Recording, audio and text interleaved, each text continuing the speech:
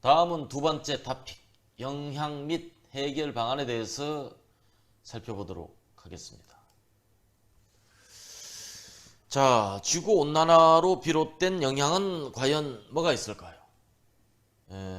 지구온난화 영향은 인위적인 온실가스 증가에 의해서 지구는 데워지게 됩니다. 이것은 지표의 평균 기온 상승으로 결과가 나타나게 되죠.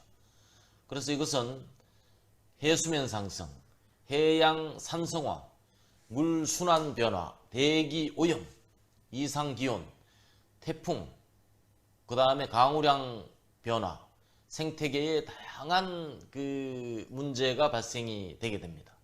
이것은 대단히 심각한 그런 상황으로 귀결이 되죠. 이런 지구온난화로 인해서 2013년까지 해수면은 산업혁명 대비 19cm 증가한 것으로 나타났어요. 이것이 지구 지표기온이 2도씨 이상 상승한다면 전체 지구의 해수면 온도가 해수의 열팽창, 대륙에 있는 빙하가 녹으면서 해수면이 1m에서 많게는 4m까지 상승할 가능성이 있습니다. 지금까지 19cm 정도 상승한 것은 그야말로 비교가 안 되는 그런 문제입니다. 이런 해수면이 상승하면 지금 섬으로 분류되고 있는 많은 영토가 물에 잠기게 되는 것은 당연한 일이에요. 이런 온난화가 50년 이상 지속될 경우 이건 국가의 존속을 걱정할 정도입니다. 예를 들면 남태평양 국가들 중에 대부분, 그 다음에 방글라데시, 인도네시아, 베니스, 네덜란드가 물에 잠기게 되고 이들 외에도 해안가에 있는 도시들이 큰 피해를 입을 수밖에 없습니다. 또한 해수면 상승은 심각한 해변 침식을 일으킵니다. 해변 침식은 섬나라뿐만 아니고 전 세계적인 문제가 되죠. 그래서 전 세계적 인구 중에서 1000만 명이 넘는 메가시티 20개 도시 가운데 15곳이 해안지대에 위치해 있는 상황으로 미뤄본다면 250만 명 이상의 인구가 이 정도면 중대형 도시죠. 65%가 바다 옆에 위치해 있습니다. 그리고 10억 명이 해발 10m 이하에서 지금 살고 있는 이런 상황에 미루어 본다면 해수면 4m 상승은 그야말로 재앙적 상황에 봉착하게 될 것입니다.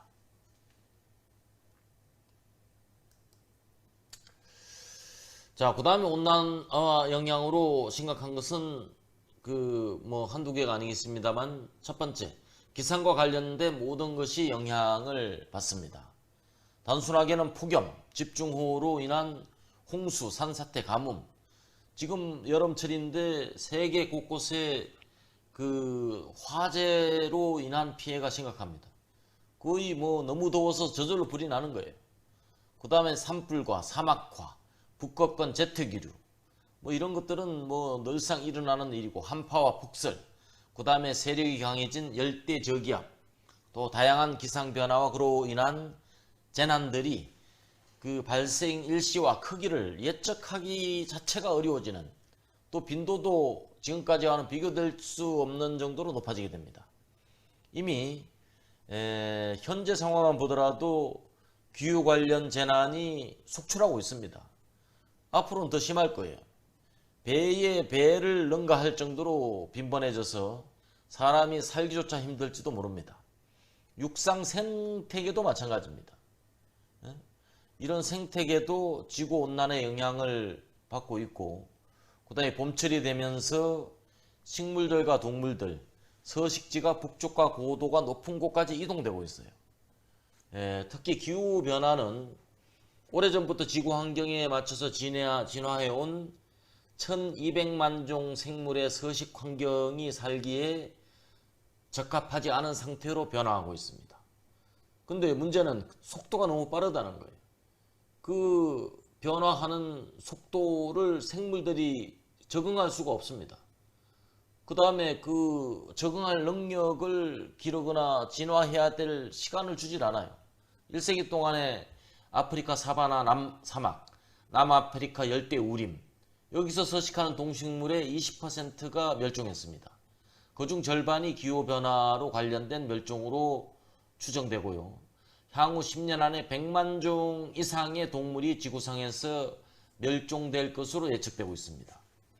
이것은 지난 5월 프랑스 파리에서 열린 제7차 생물다양성 과학기구 총회에서 채택한 전 지구 생물다양성 및 생태계 서비스 평가에 대한 정책 결정자를 위한 요약보고서에서 언급된 내용입니다. 이건 뭐 심각한 상황을 넘어서서 거의 재앙적 상황에 접어들고 있다는 것을 의미하고 있습니다. 그 다음 걱정스러운 것은 역시 빙하 유실입니다. 해수면 상승의 핵심 원인이 되죠. 기온이 상승하면서 그야말로 빙하가 녹는 현상을 말합니다.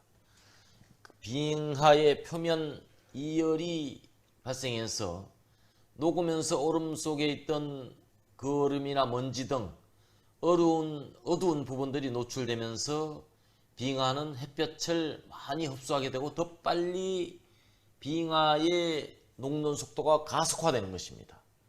프랑스의 툴루즈 대학의 국제연구팀이 미국 항공우주국 나사죠.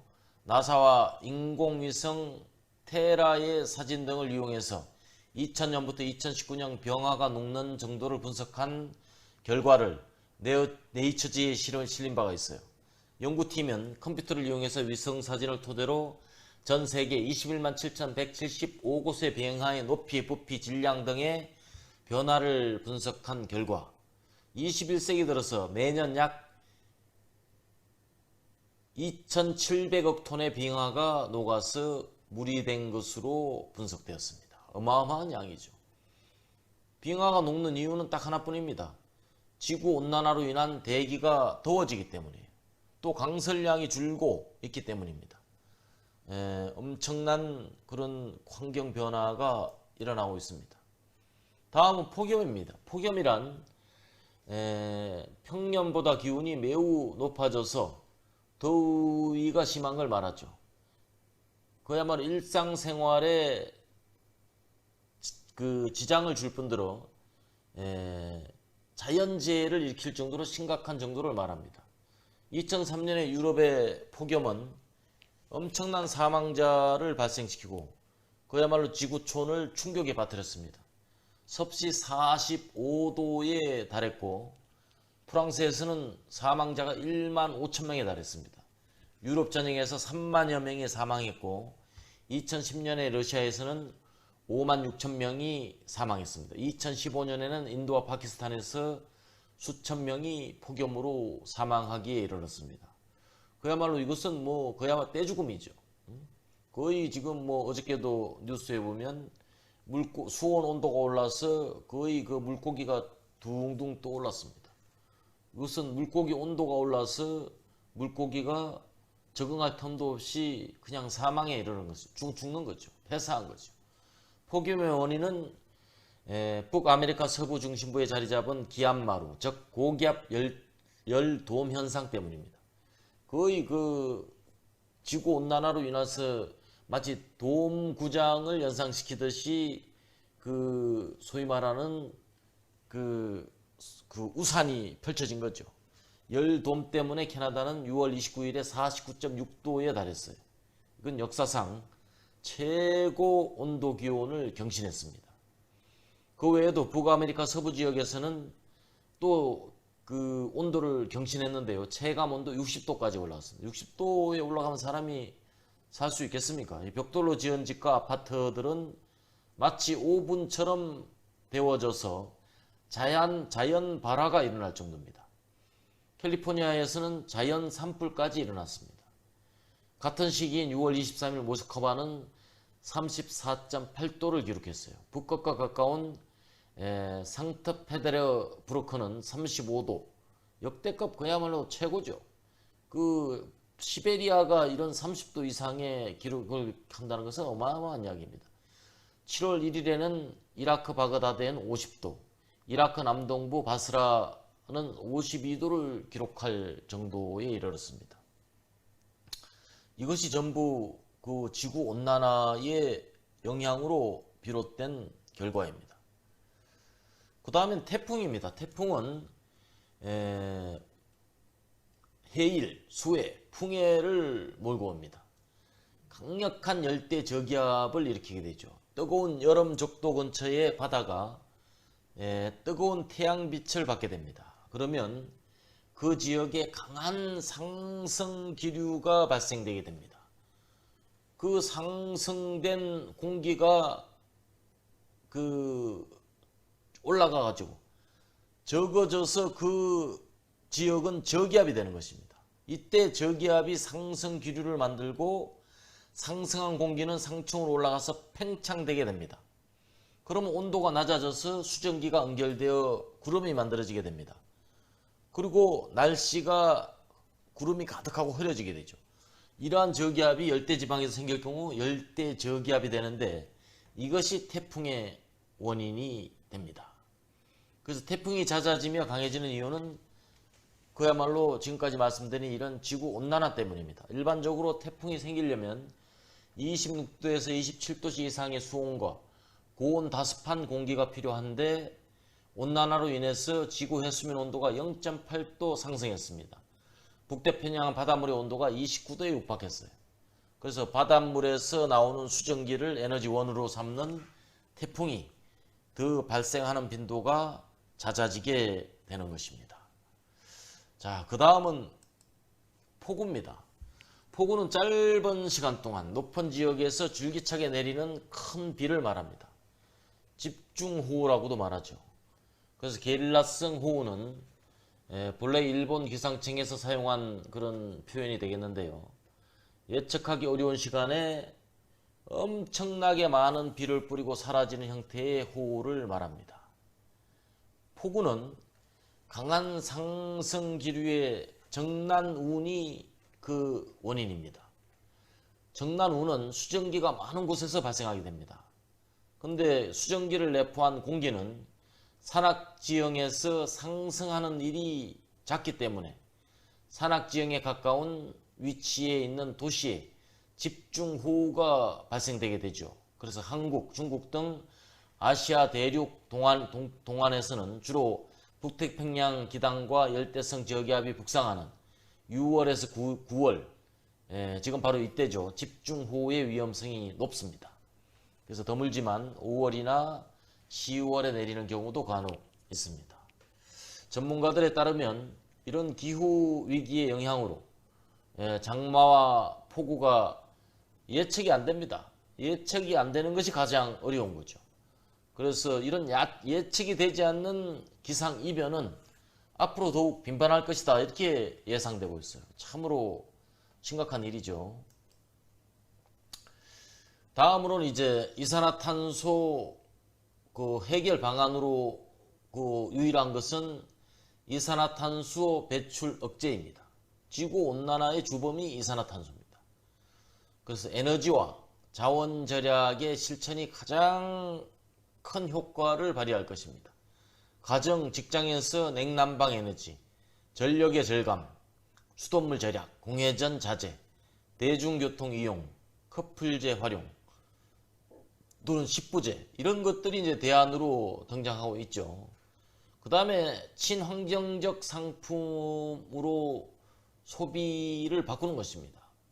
동일한 기능을 가진 상품이라면 환경오염 부하가 적은 상품, 예를 들면 에너지 효율이 높은 그 전자제품, 폐기물 발생이 적은 상품, 이런 것들을 한 사람 한 사람이 선택하는 것이 바로 이산화탄소 배출을 억제하는 방법입니다.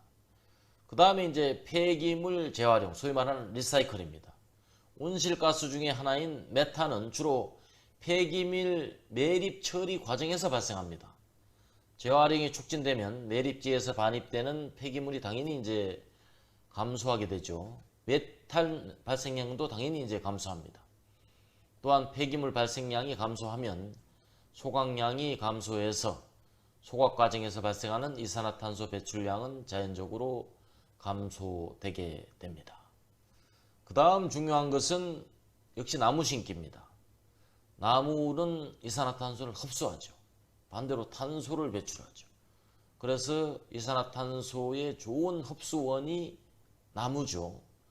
그래서 북유럽과 같이 산림이 우거진 국가는 흡수량이 많은 온실가스 감축에 큰 부담을 느끼지 않습니다. 그래서 이것이 좋은 그 실천 방안의 예가 될 수 있는 것이죠.